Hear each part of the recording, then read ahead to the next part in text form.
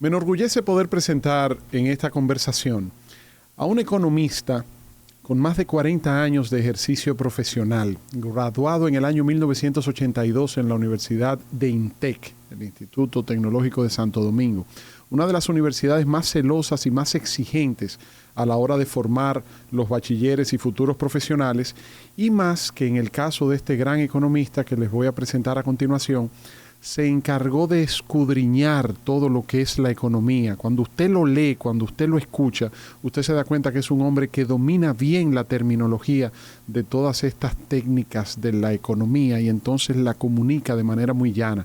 Yo en lo personal lo admiro no solamente por el gran profesional que es, el gran economista que es y el gran servidor público que ha sido, sino por su manera tan llana y tan sencilla de explicar temas que son tan complejos. Recibimos al exdirector general de presupuesto, viceministro de Hacienda desde el año 2012 hasta el 2020, don Luis Reyes. Muchas gracias, Víctor, por tus palabras introductorias. Me halagan. Gracias a usted, don Luis, por permitirme este conversatorio con usted aquí en Víctor en Vivo, el podcast, porque estamos hablando de reforma fiscal. Ya pasaron las elecciones, ya pasó la parte electoral, la parte política, y ahora entramos en el debate técnico. Entonces yo quisiera poder conversar con usted, don Luis, en tres aspectos. Quisiera iniciar en un primer aspecto hablando de la parte personal, cómo se forma, cómo se desarrolla el economista Luis Reyes. Una segunda parte sobre qué es una reforma fiscal, por qué el gobierno tiene un déficit acumulado que año tras año se incrementa, cuáles son los orígenes, la génesis de este problema y entonces su visión de cara a lo que pudiera ser una eventual reforma.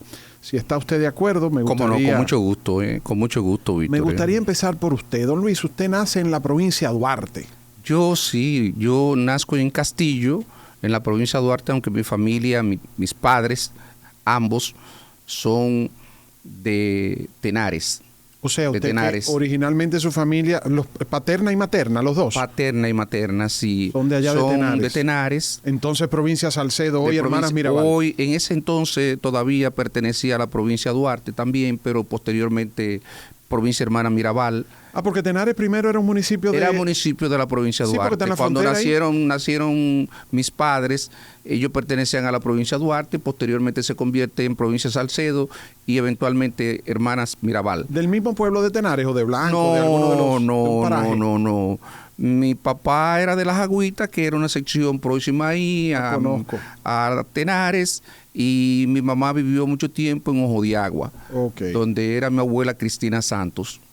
Donde vivió mi abuela Cristina Santos por mucho tiempo. ¿Y cómo un niño nacido en Tenares decide formarse en economía y venir a la capital a estudiar en INTEC? Bueno, no, yo originalmente comencé estudiando primero en la madre maestra de Ingeniería Industrial. Y estudiando Ingeniería Industrial después de 4 o 5 semestres, es que me doy cuenta que a mí me gustan cosas abstractas. Yo creo que llegué muy joven a la universidad, con 17 años, y después de 2 años, después que había madurado y había interactuado más con el mundo académico, entonces descubrí que yo sentía pasión por interpretar esas cosas que pasaban en el mundo económico y que son tan abstractas como son los aspectos macroeconómicos.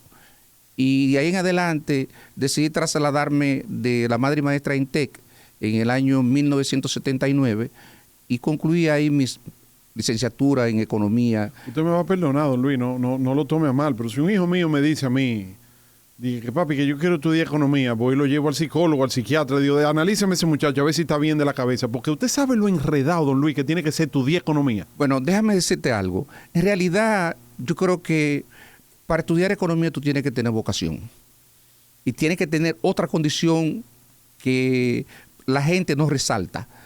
Mira, en un país como República Dominicana, donde muchas personas de clase media baja, van a la universidad y tienen que trabajar, tienen que costearse los estudios. En economía no es una carrera que tú puedas trabajar porque es muy demandante, por lo menos a tiempo completo. Y eso hace que tú veas muy pocas personas de niveles de ingreso relativamente bajos que cursan la carrera de economía. La carrera de economía es prácticamente un privilegio que se pueden dar los sectores de clase media alta y los sectores, digamos, de mayores ingresos. La economía, desafortunadamente, por lo menos aquí en el país, en otros países donde pueda haber, digamos, algún tipo de apoyo estatal, es posible que tú tengas familia de bajos ingresos, y lo hay aquí también. Y hay extraordinarios economistas que provienen quizás de sectores vulnerables de la población, pero no es lo usual. La mayoría, el 80% de los economistas, quizás más, provienen de familias por lo menos de clase media. Además, don Luis, no es una profesión que se considere de las mejores remuneradas. Eso parcialmente, eso ha cambiado mucho, Víctor. En los últimos 10 años, 15 años, yo te diría que comenzó ya en los últimos 15, 20 años, comenzó a cambiar de manera importante porque, primero, hay pocos economistas, relativamente. Muy pocos. Sobre todo pocos economistas bien formados, a pesar de que hay una camada joven que ha llegado en los últimos años. Lo que quiere decir que la demanda de economistas con niveles de maestría y de doctorado, con experiencia, con 10 años de experiencia, tú vas a encontrar poco y tú vas a tener que pagarlo relativamente bien pago. Y si tú piensas que tú tienes demanda en el sector financiero, anteriormente esa situación se daba porque prácticamente solo el Banco Central demandaba economistas, pero hoy día el Ministerio de Economía demanda una cantidad impresionante de economistas, Hacienda ni se diga. Y prácticamente en todas las instituciones financieras tú tienes muchos economistas, por cierto, bien formados, porque las escuelas de economía han progresado mucho y además tienen la oportunidad de complementar su educación en el exterior, como la mayoría de los buenos economistas. Y en el sector privado también se ve cada vez más el aumento de contratación de economistas. Y además los organismos internacionales. Recuérdate que los organismos internacionales a través de la cooperación, y eso permite pagar y pagar muy bien. Y sin embargo, don Luis, eso no se veía así, digamos, en la década de los 60, 70. Ni remotamente. Déjame decirte que cuando yo comencé, yo por suerte comencé en el Banco Central y me pasé 20 años en el Banco Central, y el Banco Central era una institución que tenía una política salarial de proteger su talento y normalmente pagaba en los niveles más altos que podían pagar prácticamente, no solamente una institución del Estado, sino que era comparable con lo que pagaban las mejores empresas del país. Y eso le ha permitido que el Banco Central disponga de talento de primer orden durante por lo menos todo lo que yo tengo de vida profesional. Entonces, don Luis, también tenemos que analizar los economistas desde el punto de vista político y social, porque no es lo mismo contratar un profesional de la economía para analizar un plan de inversión, un presupuesto, un estado financiero de una institución privada, entiéndase, puede ser un banco, una multinacional, para hacer un estudio, una proyección, que llamar a un economista, como es su caso, para trabajar en el Estado, para analizar los planes de inversión, los presupuestos del Estado, las diferentes renegociaciones con organismos internacionales, deuda externa, préstamos, tasa de retornos, tasas de interés. O sea, ya la parte de la economía volcada en el interés social de las grandes mayorías es una economía especializada. A propósito de eso, la carrera de economía en los últimos 20 años en el país se ha especializado de una manera extraordinaria, porque ya tú tienes muchos economistas que son especialistas sectoriales. Por ejemplo, tú tienes en el área de salud, hay economía de la salud, hay economía del medio ambiente, hay economistas financieros puro y duro, hay economistas, por ejemplo, que trabajan áreas, el área social. De la ingeniería. Hay 50.000 áreas especializadas de la economía. Hay economistas que son macroeconomistas, que solamente ven aspectos, por ejemplo, política fiscal, política monetaria, política cambiaria, situaciones del mercado de trabajo. Hay economistas del mercado laboral. Otros que son de microeconomía.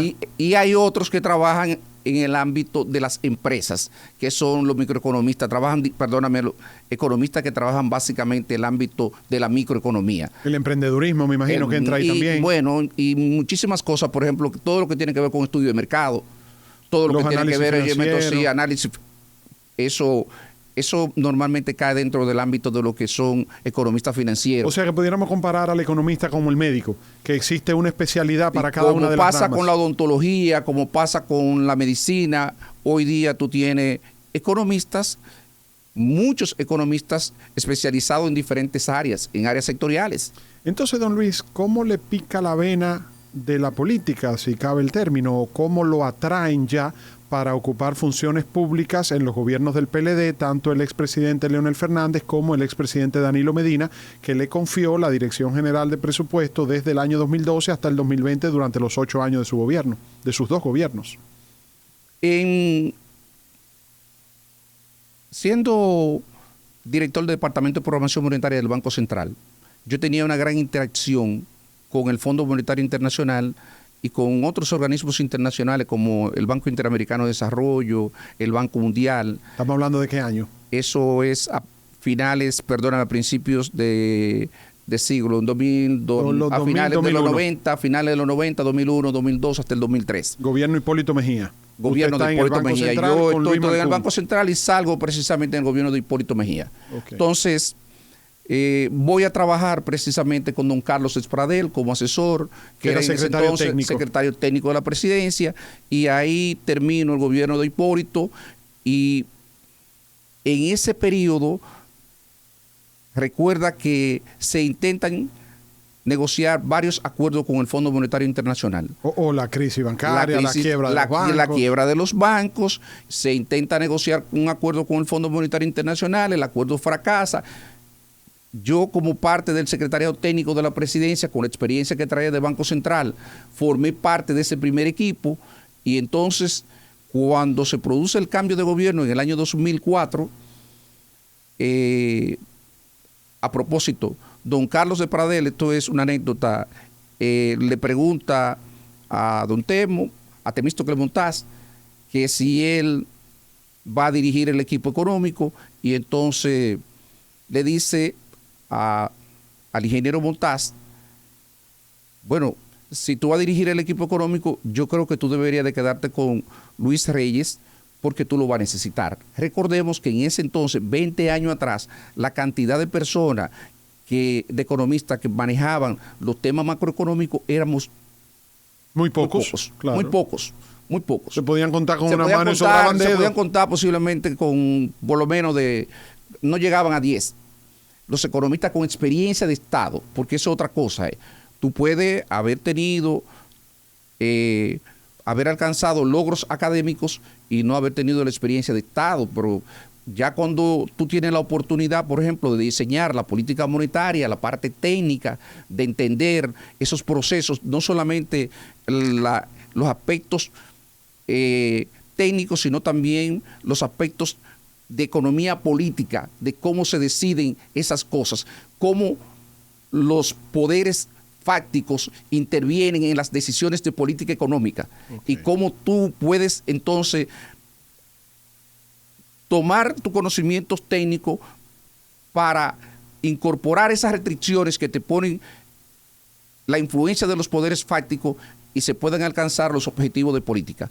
Entonces, quizás esa es la parte más compleja que vive un economista, y quizá la última fase de su desarrollo profesional, que es cuando ya puede entender esa parte, porque eso supone una comprensión bastante amplia del Estado, del funcionamiento del Estado, de los sectores que interactúan con el Estado y cómo se dan las relaciones entre el sector político y los sectores, por ejemplo, que influyen en las decisiones, sobre todo las decisiones económicas del Estado. Entonces, cuando el ingeniero Temístocles Montaz recibe esa recomendación del señor Carlos Despradel, le pide que se quede con usted. Y yo me quedo entonces con él, y me promueven en ese entonces.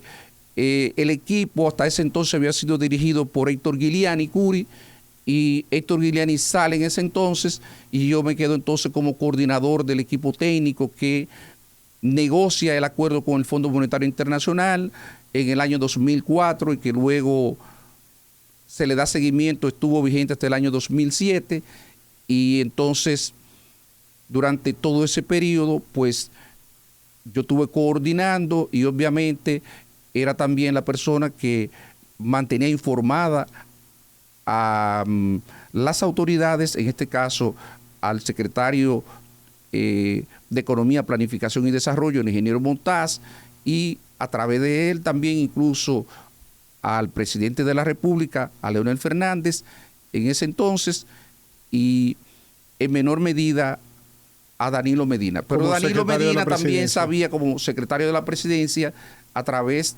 de... le daba seguimiento a través del ingeniero Montaz a esos la temas. evolución, al monitoreo del acuerdo que se había firmado con el Fondo Monetario Internacional. O sea que usted conoce a Danilo Medina, siendo Danilo Medina secretario de Estado de la presidencia de Leonel Fernández. Yo conozco a Danilo Medina realmente desde la universidad, pero yo no traté a Danilo Medina en INTEC, porque Danilo llega a estudiar economía a INTEC cuando ya yo estoy concluyendo. Danilo es muy amigo de Gabriel Castro, y Gabriel Castro y yo tenemos una relación muy cercana desde que fuimos compañeros de estudio en el Instituto Tecnológico de Santo Domingo. Entonces, Danilo Medina hacía vida con Gabriel y yo tuve la oportunidad de verlo en una que otra ocasión en ese entonces, pero yo no traté a Danilo Medina. Yo trato a Danilo Medina ya en el gobierno en el periodo 96-2000, el primer gobierno de Leonel. Precisamente iba con el equipo técnico del Banco Central cuando íbamos a discutir la política monetaria. Y entonces ya en mi condición de director del Departamento de Programación Monetaria, pues ya yo tenía responsabilidades de exponer las ideas, los objetivos relacionados con el tema de la política monetaria. Y entonces, ¿cómo se da su paso al Viceministerio de Hacienda, ya encargado de la Dirección General de Presupuesto en el año 2012? Porque nosotros, en el 2000, desde finales del 2010, yo me integré al equipo de trabajo, de apoyo, al equipo técnico de Danilo Medina. Y entonces, junto con Guarocuya Félix y otros técnicos, nosotros constituíamos lo que era el equipo fiscal de el candidato en ese entonces, Danilo Medina. Cuando Danilo gana las elecciones, entonces él nos llama 15 días después, recuerdo el 15 de junio, y en ese entonces se discutía la magnitud del déficit fiscal, y de ahí surge la necesidad de hacer una reforma. Entonces nosotros comenzamos a trabajar la reforma fiscal solo con Danilo Medina. Ahí participó de eso al inicio Juan Ariel Jiménez, pero después en la reforma prácticamente nos quedamos Guarocuya, el equipo que nos acompañaba, un equipo de técnicos que nos acompañaba en ese entonces, y Danilo directamente. Ahí duramos un mes nosotros desde el 15 de junio al 15 de julio. Posteriormente, después del 15 de julio, un mes antes, ahí se integran otras 3 personas que revisan lo que ya nosotros habíamos trabajado, habíamos diseñado, y ya de ahí salimos, digamos, con un vínculo mucho más estrecho, no solamente en términos técnicos. Danilo me conocía, después hubo otra reunión en la que estuvo Juan Ariel, estuvo... yo creo que fue primero esta o después, ahora no recuerdo, no puedo precisar, pero el tema es que nosotros le recomendamos a Danilo una presentación, dada la magnitud del déficit, la situación que enfrentaba el país, que fuéramos a un acuerdo con el Fondo Monetario Internacional, porque era la manera más rápida de recuperar la credibilidad. Y en principio Danilo estuvo de acuerdo. Y en los primeros días de gobierno vino al país una misión del Fondo Monetario Internacional. Esa misión del Fondo Monetario Internacional tuvo la oportunidad de interactuar con nosotros. Y pensamos que se iba a avanzar en un acuerdo, pero entonces ellos le solicitaron al presidente que había que ajustar la tarifa eléctrica. Y cuando le propusieron eso prácticamente dejó sin efecto lo que se había avanzado y no hubo posibilidad de negociación. Entonces, el presidente ya me había designado en ese entonces como director general de presupuesto y me llamó, con la experiencia que yo tenía de Banco Central en el diseño precisamente del programa de ajuste, programa de ajuste al estilo del Fondo Monetario Internacional, me instruyó para que yo diseñara un programa de ajuste al estilo del Fondo Monetario Internacional, pero sin firmar, claro, con el apoyo de él. Ok, entonces entremos ahora a la parte de la reforma fiscal. Don Luis Reyes, ¿qué es una reforma fiscal? ¿Qué procura y por qué las veces anteriores que se ha hecho no son más que parches coyunturales y ahora se habla de una reforma integral? Bueno, primero, la parte fiscal. La política fiscal tiene 3 componentes, que es ingreso, gasto y financiamiento. Cuando se intenta modificar cualquier aspecto de esto, si es el ingreso solamente, eso se le llama reforma tributaria. Si son solamente relacionados con aspectos del fisco, eso es una reforma tributaria. Pero si la reforma incluye ingreso y gasto, y en este caso que se plantea incluso aspectos de financiamiento, porque se habla de una ley de responsabilidad fiscal que restringe el déficit, y a restringir el déficit indirectamente lo que está restringiendo es el financiamiento del gobierno. Entonces, cuando abarca esos 3 aspectos, o por lo menos 2 de ellos, se habla de una reforma fiscal. Eso es lo que se tiene actualmente sobre el tablero. Una reforma fiscal porque se está hablando de incrementar las recaudaciones, se está hablando de, por lo menos, recorte, tope de gasto o hacer más eficiente el gasto. Todos estos elementos están sobre la mesa, no hay una posición oficial, lo que hay es muchos economistas que han estado fijando posiciones, y si desde el año 2021, en aquella propuesta de reforma que abortó el gobierno, contenía en ese entonces una ley de responsabilidad fiscal, y si se está hablando de algo integral, entonces uno esperaría de que eso se retome, porque ese es un elemento central para darle credibilidad a la política fiscal, para apuntalar la política fiscal y sobre todo lograr un objetivo soñado por el país, que es alcanzar grado de inversión.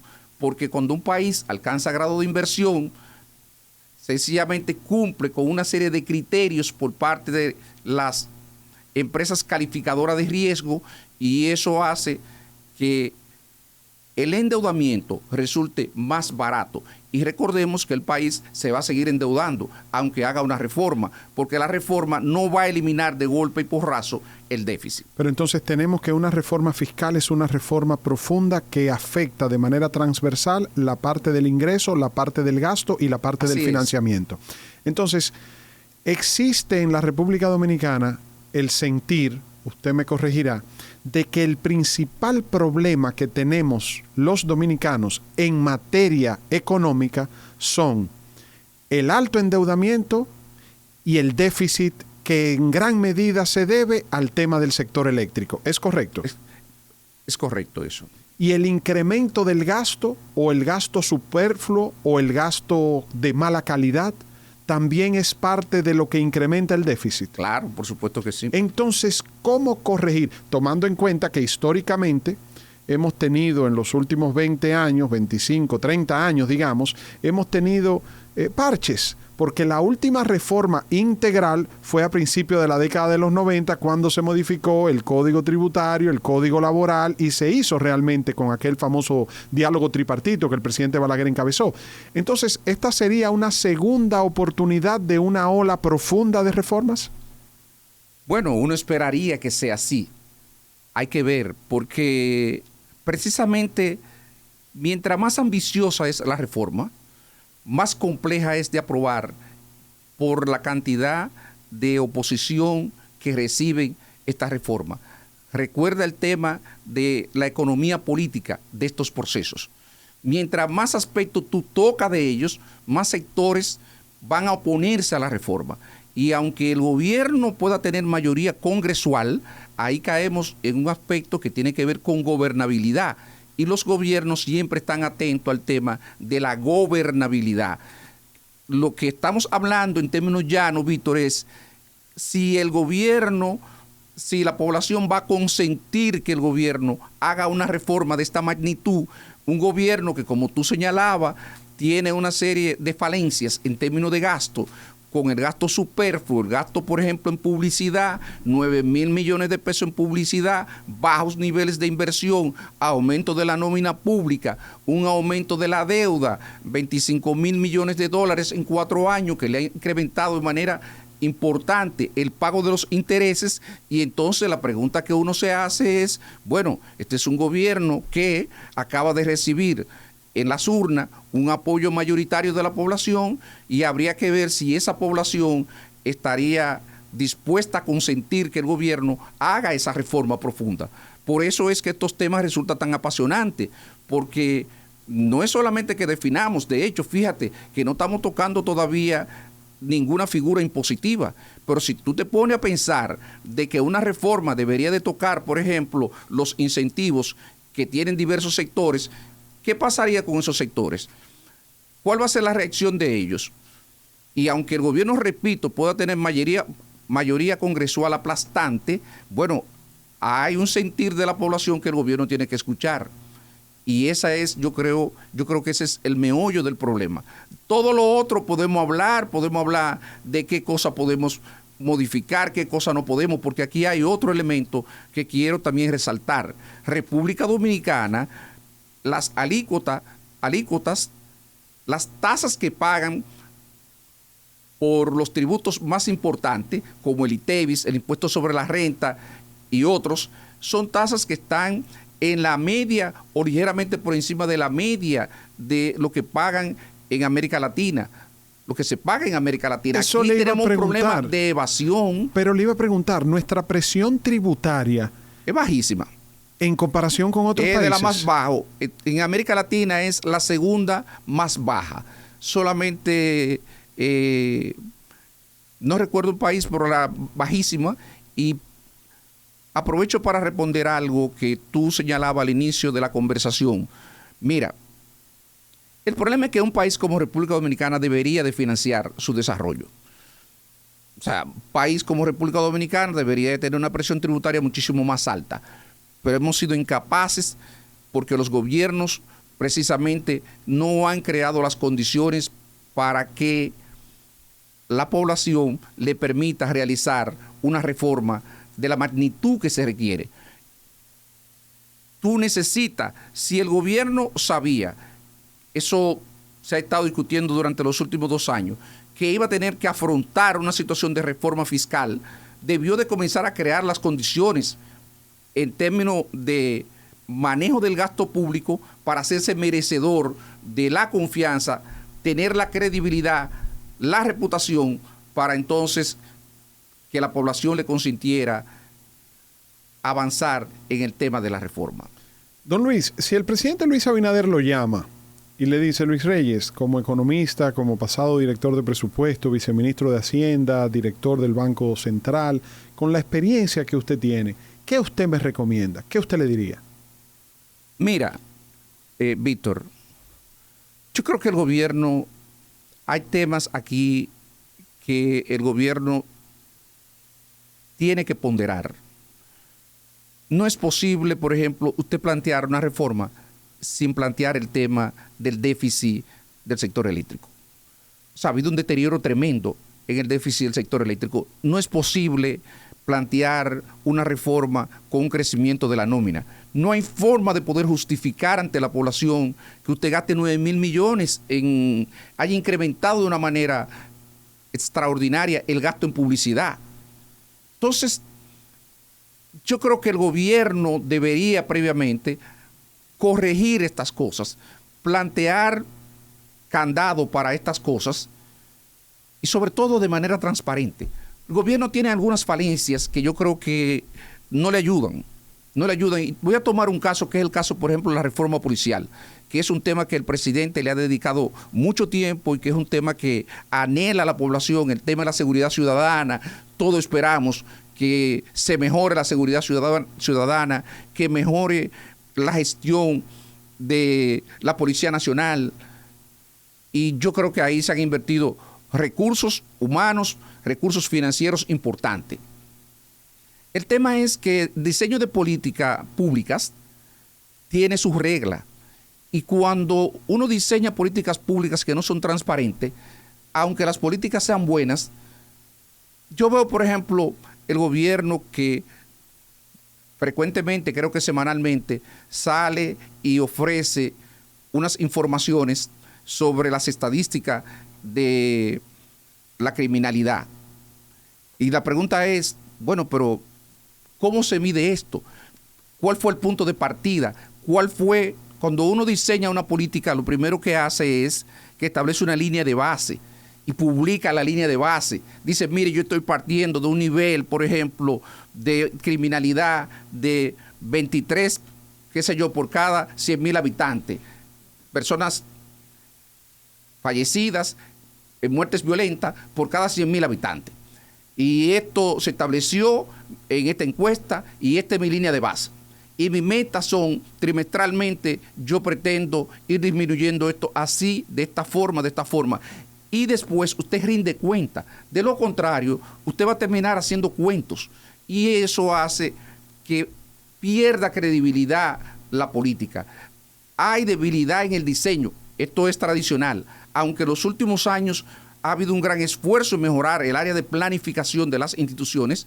Por lo menos durante la administración de Danilo Medina hubo un esfuerzo extraordinario por mejorar la planificación, que eran esas áreas olvidadas que se tenían dentro de las estructuras del Estado. Tú necesitas personas competentes que te puedan diseñar buenas políticas públicas, y todavía eso también, como pasaba originalmente con los macroeconomistas que hablamos 20 años atrás, esas áreas se han convertido en áreas muy especializadas, el área de presupuesto, el área de administración financiera del Estado en sentido general, todo lo que tiene que ver con compra y contrataciones, la parte presupuestaria. Desafortunadamente todavía el país no tiene una oferta de técnico en esas áreas que te resulte, digamos, fácil conseguir. A ti se te va un técnico en esas áreas y se convierte en un problema, en un dolor de cabeza. Se habla de aumentar la base del ITEVIS, reducir del 18 al 16, pero aplicárselo a todos los productos, incluyendo los que hoy están exentos. También se habla de eliminar ciertas exenciones. También se habla de sincerizar el tema de la tarifa eléctrica. Pero estos son aspectos, sobre todo el último de la tarifa eléctrica, que afectarían el bolsillo de manera directa de una gran mayoría de los dominicanos, sobre todo de clase media y clase media baja, lo cual haría muy sensible este proceso. ¿Cómo buscar un punto medio, un equilibrio? ¿Cuál recomienda usted que sean los sectores que el gobierno pudiera gravar para obtener mayores ingresos? Ya usted habló de reducir la parte de la nómina, reducir la parte del endeudamiento, reducir la parte de la publicidad, pero en cuanto al incremento de recaudación de ingresos, ¿por dónde hacerlo?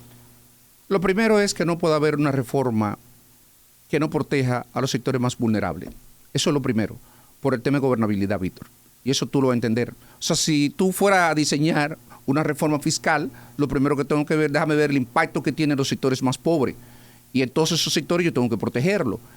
Y hay mecanismos de cómo protegerlo. De hecho, República Dominicana cuenta con programas que le permiten, por ejemplo, que las familias puedan ser resarcidas por el costo que pudiera tener en el marco de la reforma, y eso es lo que nosotros llamamos, digamos, una reforma que sea compensatoria para esos sectores, incluso mejorar las condiciones de vida, darle más de lo que ellos podrían recibir. Eso tiene su bemoles. Segundo,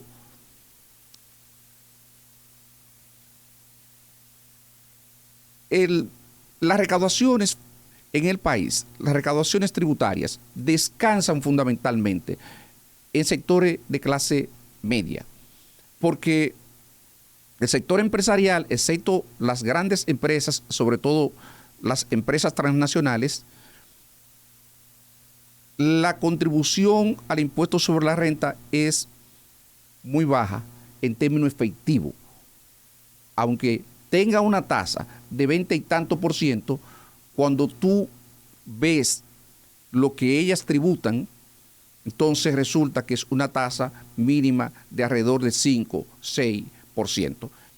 incluso puede ser en algunos casos menos. Entonces, hay que buscar la manera de cómo incrementar esas recaudaciones. Tiene que haber una reforma que proteja a la clase media, porque la clase media está desbordada de pagar impuestos, por pagar impuestos. Entonces, por eso es que es tan compleja. ¿Por qué el gobierno no lo ha sacado? Porque el gobierno se da cuenta que por donde quiera que intente, ¿qué le queda? Le queda comenzar a eliminar exenciones. Por las exenciones tampoco, recuerda que hay derechos adquiridos. Eso es para los nuevos proyectos. Esos nuevos proyectos no te van a dar ahora mismo, no te van a generar ingresos. Hay una serie de medidas que el gobierno puede adoptar, esa misma, la del sector eléctrico. Tú vas a incrementar la tarifa del sector eléctrico con las pérdidas que se están generando hoy día en las empresas distribuidoras. Eso es una locura. Entonces, eso no es opción. Tú tendrías previamente que disminuir de manera significativa las pérdidas que están teniendo y luego pensar en sincerizar. Porque tú vas a cobrar para que se pierdan, le vas a cobrar al ciudadano para que se pierdan a través de las pérdidas técnicas y del hurto de energía. Eso es una, Entonces, es una decisión. Es una decisión que yo te diría que prácticamente es inviable desde el punto de vista técnico. Entonces, como ves, el tema de la reforma fiscal, la gente habla, la gente dice, pero es un tema profundamente complejo.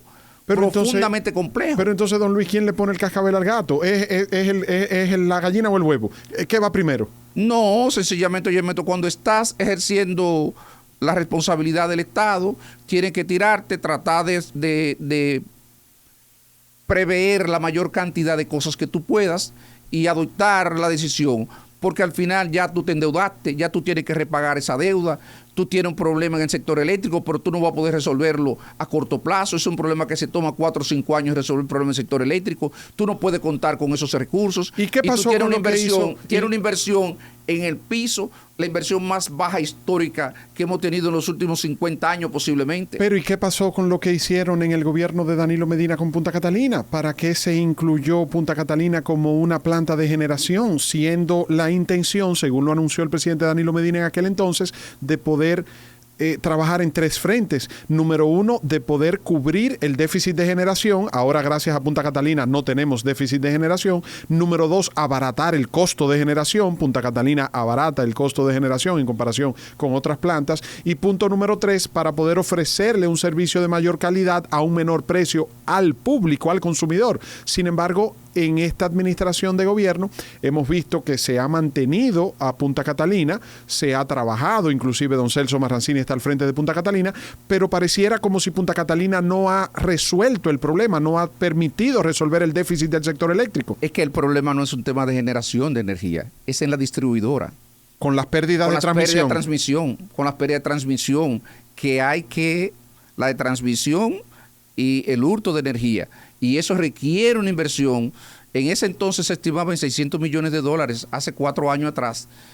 Y el tema no es los $600 millones solamente, que ya es un monto significativo. Es que la capacidad que tienen las distribuidoras de colocar, por ejemplo, medidores de última generación para evitar el hurto de energía, es de apenas $150 millones, lo que significa que fácilmente nos tomaríamos 5 años para bajar los niveles de pérdida a niveles razonables, a niveles de 15%, del 30 y tanto por ciento que andan hoy día a 15%. Y ahí eso requeriría una inversión de $600 millones y por lo menos yo estimo que 5 años, porque si tú apruebas una reforma ahora y tú le colocas recursos en el presupuesto del año 2025, en lo que se vienen a colocar las órdenes, ya tú has perdido 1 año. Es decir, que nosotros no vamos a ver los resultados de esa decisión, sino en el año posiblemente 2029. Entonces, don Luis, estamos en una encrucijada. ¿Qué hacer? Porque si bien es cierto que si se incrementan los impuestos, como usted señala, sin controlar el gasto o sin tomar otra serie de medidas, aunque el gobierno tenga mayoría en el Congreso para aprobar la reforma, le genera un clima de gobernabilidad muy difícil. Pero entonces tampoco podemos seguir manteniendo el déficit, tampoco podemos seguir incrementando la deuda externa. ¿Qué hacer? ¿Qué hacer? Yo te dije lo que hay que hacer. Lo que el gobierno debió de hacer es, si porque eso era Pero previsible. pero ya no lo hizo. O sea, pero ya eso era previsible. Va a pagar, para mí va a pagar un costo, va a pagar un costo muy alto. ¿Político o económico? Las dos cosas. Porque ni va a poder todo lo que quiere en el ámbito económico y va a pagar como quiere un costo político. ¿Y el empresariado tiene la calidad de la fuerza para poder decirle al gobierno no acepto esa reforma? No sé, porque habría que ver, por ejemplo, ya las características de la reforma, cómo afectaría los sectores. Yo sí tengo la un seguridad. síntoma, perdóneme, no se lo quiero decir como una afirmación, sino más bien como una pregunta. El hecho de que el gobierno no haya presentado todavía el borrador de la reforma, cuando se supone que debe haber estado listo desde hace mucho, ¿es un indicador de que hay problemas hasta para presentarla? Pero es que no cabe la menor duda, porque además, déjame contarte cómo es. Cuando tú vas a presentar una reforma de gran calado, lo primero que tiene que hacer el gobierno tiene que haber todo un esfuerzo informativo para socializar la reforma, los objetivos de las reformas y ver quiénes son los ganadores y perdedores de la reforma y cómo se compensan estas cosas. No se puede salir. Yo recuerdo en el 12, cuando sometimos la reforma, la última reforma, digamos, importante que se hizo aquí en el año 2012. Pero perdóneme, ahí ustedes tenían un pie de amigo que era ideal.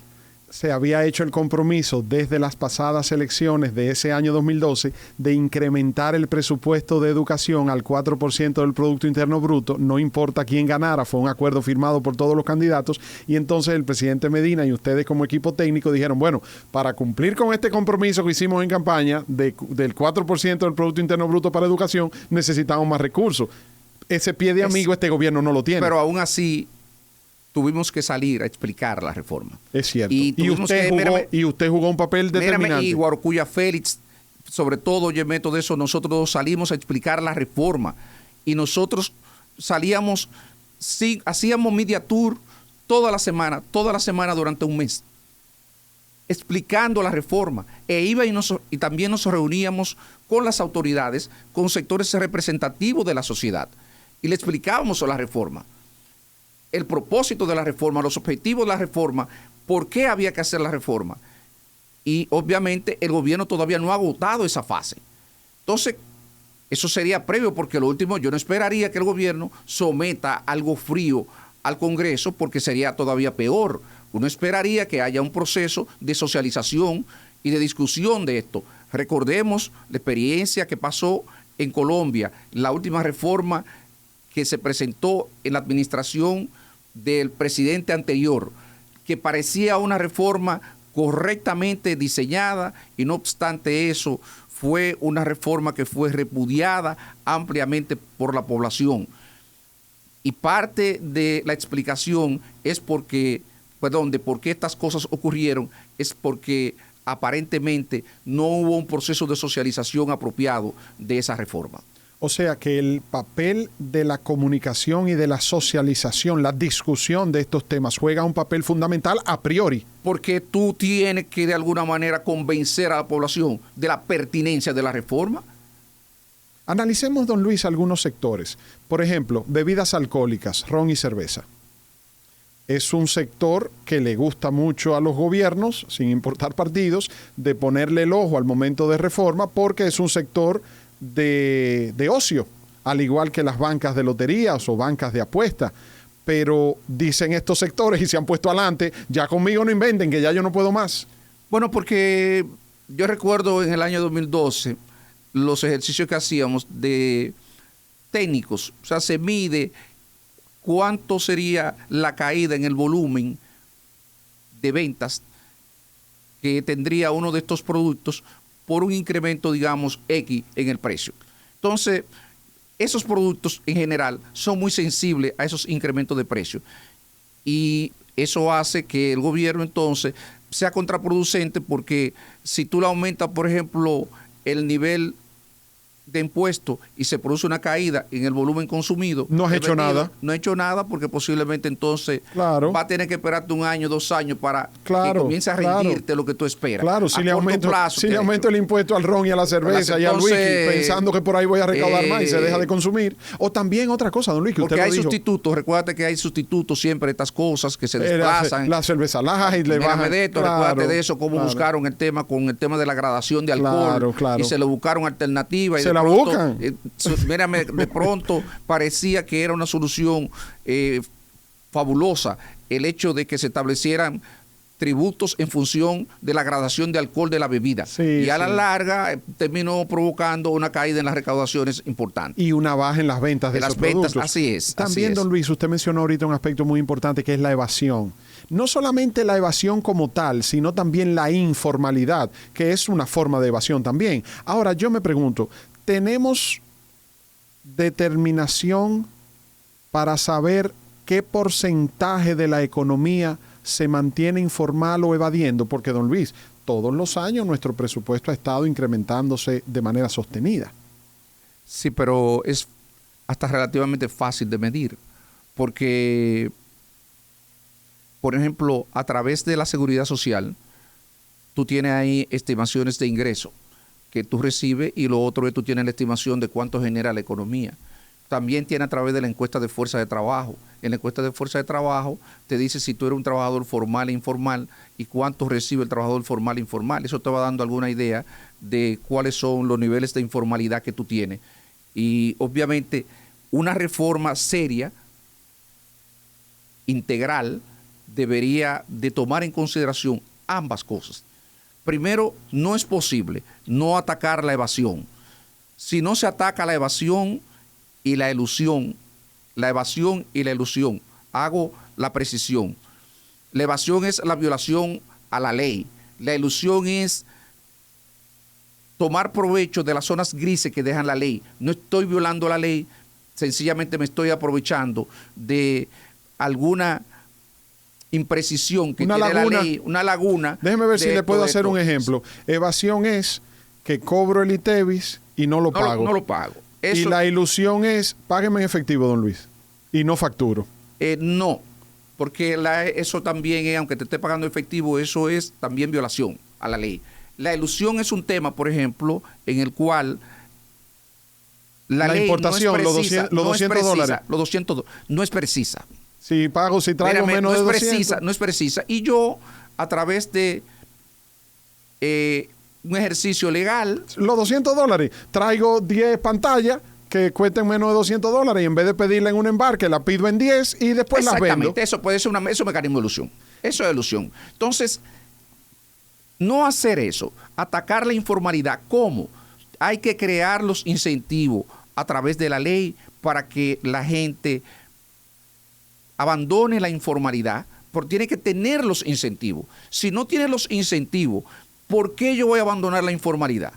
Si realmente yo lo que voy a pagar tributo, si yo voy a estar peor, si yo voy a estar peor en una situación que la que yo estoy, ¿qué es lo que me va a mover a mí para yo abandonar la informalidad? Entonces es un tema que hay que estudiarlo. Y el otro hay que tomarlo en cuenta también en el diseño de la reforma es el tema de esto, de la evasión y de la ilusión. Para darle credibilidad, si tú no tocas esos temas, va a tener también más dificultades para vender la reforma. Don Luis, un tema que no hemos tocado es los combustibles.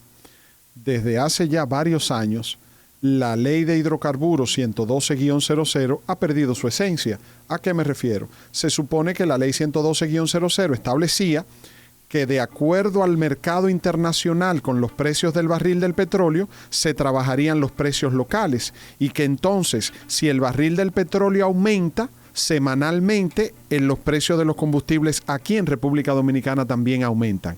Y que si el mercado internacional tiene una rebaja en el precio del barril del petróleo, aquí también se rebaja. Pero ¿qué resulta? Que de manera administrativa los gobiernos han modificado la ley. Si bien es cierto que no se ha modificado en el Congreso, de manera administrativa sí. ¿Por qué? Porque los gobiernos dicen, bueno, si sube mucho el barril del petróleo, déjame yo congelar los precios y asumo la diferencia y genera un déficit. Y si bajan, bueno, pues entonces no lo baje y también manténlo frisado para yo compensar el déficit anterior. ahí también hay un tema con la reforma. Pero ya es un tema, yo te diría, no es tanto con la reforma. Ahí hay un tema de mala práctica de los gobiernos, que les resta credibilidad a las políticas. ¿Por qué? Porque el problema es que también se hace con una total ausencia de transparencia. Entonces, no sabemos cuándo el gobierno está subsidiando y cuándo el gobierno se está embolsillando un dinero. Claro. Entonces, eso les resta mucha credibilidad a las políticas. Y uno que ha tenido la experiencia, que ha pasado por ahí, que también hicimos esas cosas, uno sabe que hay situaciones que, por ejemplo, en medio de unas elecciones, un gobierno le está subiendo el precio de los combustibles y es verdad que no te lo va a transferir. Yo lo puedo entender eso. Lo que no entiendo es por qué eso tiene que ser en total opacidad, con una opacidad terrible, que al final nadie sabe Hace falta transparencia. Yo meto de eso. Total. Ese es el primer problema, yo meto de eso, transparencia. Y para tú tener transparencia, no tienes que hacer ninguna reforma. Es un tema de voluntad. De hecho, gran parte de las cosas, de los problemas que enfrentan una administración de gobierno, tiene que ver con temas de transparencia. Al no ser transparente, al tomar decisiones en situaciones de opacidad total, pues se genera incredulidad, se pierde reputación y hace más difícil entonces la implementación de las políticas económicas. Don Luis, vámonos a esta última parte a analizar la situación política. Tengo entendido que el presidente Danilo Medina, tan pronto asume la presidencia del PLD, quiso contar con usted, quiso contar con su apoyo y le pidió que usted pasara a formar parte ya de manera formal como miembro del Partido de la Liberación Dominicana, y usted fue presentado en la parte de la matrícula del Comité Central del PLD, además de que usted es un dirigente muy reconocido en su provincia Duarte y a nivel nacional. ¿Cómo vislumbra usted el futuro político del Partido de la Liberación Dominicana en tres vertientes? Su posición frente a este proceso de reforma, frente al proceso de la reforma constitucional y de cara al proceso interno de renovación que ya se inició. Mire, como usted conoce y conoce el público que sigue este programa, el Partido de la Liberación Dominicana, si hay algo de lo que puede blasonar, es de que tiene una gran cantidad de técnicos talentosos. Ahí hay mucho talento y ahí hay discusiones que se dan sobre el tema de... Hoy mismo vi en un chat que nosotros tenemos varios artículos, cuando no es Juan Ariel, es Richard Medina, Igor Cuya Félix y muchos otros técnicos que manejan, que dominan estos temas. No ha habido una discusión formal porque recordemos que el Partido de la Liberación Dominicana anunció la apertura de su Congreso. Adelantó el Congreso que correspondía celebrar en el año 2025 y ya estamos en el proceso incluso de conformación de las comisiones de trabajo. No obstante, de manera informal, en esa especie de think tank, de laboratorio de ideas informal que se da, claro que estos temas se discuten dentro del PLD, pero el partido como organización no ha fijado una posición sobre este tema. Tampoco lo ha hecho sobre el tema de la reforma constitucional, porque no se conoce qué es lo que se va a reformar. Lo único que se conoce de manera cierta de la reforma constitucional es lo que ha expresado el presidente de la República, don Luis Abinader, en el sentido de que él aspira a dejar formalizado la independencia de la Procuraduría General de la República y sus dependencias, del Ministerio Público. Entonces, fuera de eso, no hay otra cosa que se conozca y eso hace que uno no pueda emitir juicio sobre el tema de la reforma constitucional, como tampoco de manera precisa sobre la reforma fiscal, porque no hay un planteamiento. Lo que ha habido una discusión más bien entre economistas que no pertenecen al gobierno, que han estado fijando posiciones, como en mi caso, sobre el tema de la reforma fiscal. Entonces, el tema del Partido de la Liberación Dominicana, en mi opinión, yo entiendo que el partido es imperativo que impulse un proceso de reforma, Un proceso de reforma, obviamente, que tiene que tener múltiples dimensiones, porque el problema de la reforma no es solamente un problema de cambiar las caras del partido. Nosotros necesitamos, yo apoyé y firmé un documento donde se le pidió y fue acogido por la dirección del partido que que se realizara un diagnóstico de lo que ha acontecido 2020 hasta el año 2024, y después de entender ese proceso, que eso sirviera de insumo para las discusiones que se van a llevar a cabo en el marco del Congreso. No es posible plantear soluciones si no conocemos las razones que dieron origen a esta situación. Y además, recomendamos que se contratara, preferiblemente para mí, una firma internacional que hiciera este trabajo. Y entonces eso nos sirva de guía para nosotros poder diseñar las estrategias necesarias que permitan recomponer el partido. Cuando nosotros tengamos claro qué cosa nosotros no hicimos bien y qué cosa nosotros debemos corregir, entonces nosotros podemos pensar cómo la vamos a corregir, cuál es el tipo de organización, de estructura organizativa que nosotros necesitamos, cuál es el perfil de dirigente que nosotros necesitamos, y entonces cuál es el tipo de discurso que nosotros necesitamos desarrollar para nosotros volver a reconectar con la población. Si nosotros hacemos eso, entonces yo pienso que ya podemos discutir otros temas que tienen que ver, por ejemplo, con definir todo lo que es lo relativo a la participación de diferentes sectores en la dirección del partido, desde juventud, mujer, incluso los compañeros que son símbolos, porque ahí hay un tema. Ahí hay temas que yo creo que se discuten que para mí carecen de sentido. Por ejemplo, el mismo tema de algunos compañeros que de manera apresurada pensaron en la sustitución de Danilo Medina. Danilo Medina juega un rol fundamental en el PLD porque es prácticamente el único que garantiza la unidad de ese partido. Entonces, desde el punto de vista simbólico, su liderazgo es fundamental, y eso no podemos perderlo de vista. Pero también ahí hay compañeros que han aportado al partido y han aportado al país.